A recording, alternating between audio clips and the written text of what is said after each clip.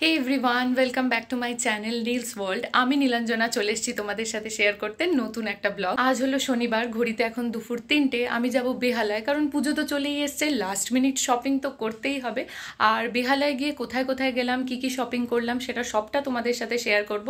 তার জন্য অবশ্যই ভিডিওটা পুরো দেখতে হবে। আর এই দুপুরবেলা যাওয়ার একটাই কারণ, বেহালায় বিভৎস ভিড় হবে, তাই ওই ভিড়টা এড়ানোর জন্যই এই দুপুর দুপুর রোদের মধ্যে বেরোতে হবে।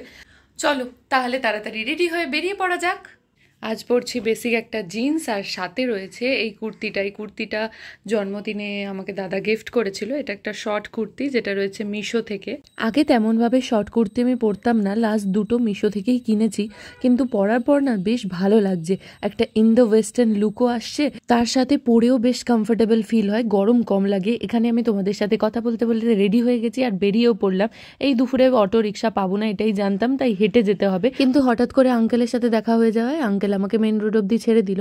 আর আজ রাস্তায় যা বিভৎস জ্যাম আমি ফেস করেছি। তারপর তো পৌঁছে গেলাম ম্যানটানে। আর আমি কোথাও যাচ্ছি, সাথে আমার সাগরেদ যাবে না, তা কি কখনো হয়? প্রথমে গেছিলাম বাটাতে। কালেকশন আমার ঠিকঠাক লেগেছে, তবে যেটাই আমি পছন্দ করছি সেটাতেই আমার সাইজ পাওয়া যাচ্ছে না।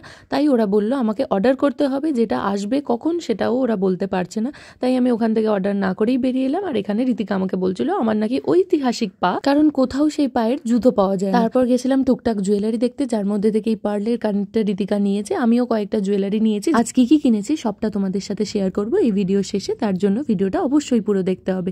জুয়েলারি শপিং করে চলে গেছিলাম খাদিমসে। এখানেও সেম সিচুয়েশন, যে যেগুলোই পছন্দ করছি আমার সাইজে নেই। তারপর অনেক দেখা দেখির পর একটা জুতো পছন্দ হয়, ওটাই নিয়ে নিয়েছি। দেন তো চলে গেছিলাম বাজার কলকাতায়। ওখান থেকে রীতিকা এই নাইট স্যুটটা পছন্দ করে, খুব সুন্দর দেখতে হয়েছে। আর আজ যা ভিড় হয়েছে, এই একটা নাইট স্যুটের জন্য 30 মিনিট লাইনে দাঁড়াতে হয়েছে। আর পুজোর সময় শুধু আমরা সাজবো, বাড়িটাকে একটু না সাজালে হয়? তাই এখানে সোফার ওপরে যে টপ কাভারটা থাকে ওটাই দেখছিলাম। কয়েকটা দেখেছি, তবে কোয়ালিটিগুলো বেশ ভালো প্রত্যেকটা। তার মধ্যে থেকে একটা নিয়েছি। এত কিছু কেনাকাটা করে খিদে পেয়ে গেছিল, তাই গেছিলাম ভিকারামে। নিয়েছিলাম ছোলে বাটুরে এক প্লেট। বাটুরের সাইজগুলো এত বড় বড় ছিল যে আমাদের এক একটা বাটুরে খেয়ে পেট ভরে গেছে। আর কোয়ালিটি আর টেস্ট নিয়ে তো কোনো কথা হবে না, খুব ভালো খেতে ছিল। আর লাস্টে নিয়েছিলাম একটা রসমালাই। রীতিকার এটা প্রিয় মিষ্টি, তাই ওর এক্সপ্রেশন দেখেই বুঝতে পারছো যে টেস্টটা কেমন ছিল। কেনাকাটা খাওয়া দাওয়া কমপ্লিট করে আমরা চললাম বাড়ির উদ্দেশ্যে। চলো এবার তোমাদের সাথে শেয়ার করা যাক আজ আমি বেহালা থেকে কি কি কিনলাম। পুজোর আগে যে সমস্ত লাস্ট মিনিট কেনাকাটা ছিল সেগুলো তো আজ কমপ্লিট করে নিয়েছি। প্রথমেই নিয়েছিলাম এই হ্যান্ড ওয়াশ রাখার জায়গাটা। নেক্সট চলে আসি জুতোতে, যার জন্য আজ এত স্ট্রাগল করতে হয়েছে। চারিদিকে অনেক খোঁজাখুঁজির পর নিয়েছিলাম এই ফ্ল্যাট জুতোটা। এটা দেখতে অতটা ফ্যান্সি না হলেও এটা অনেক বেশি কমফোর্টেবল। আমার কাছে ফ্যাশনের আগে কমফর্টটা বেশি ম্যাটার করে, তাই আমি এই প্লেন জুতোটাই নিয়েছি। তারপর নিয়েছিলাম আমাদের সোফার উপরে এই টপ কাভারটা। আমাদের সোফাটা যেহেতু ব্রাউন কালার, তাই আমি লাইট কালার নিয়েছি। এবার চলে আসি জুয়েলারিতে। প্রথমেই নিয়েছিলাম এই অক্সিডাইজের লং চেইন, তার সাথে এই কানের সেটটা।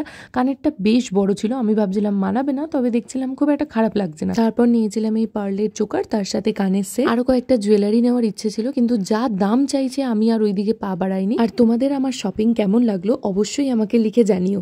That's it for today's video. আজকের মতো চলি, দেখা হচ্ছে নেক্সট কোনো ভিডিওতে। আর তোমাদের যদি ভিডিওতে কিছু ভালো লেগে থাকে তাহলে অবশ্যই লাইক, শেয়ার অ্যান্ড সাবস্ক্রাইব করতে ভুলো না। ততক্ষণের জন্য বাই।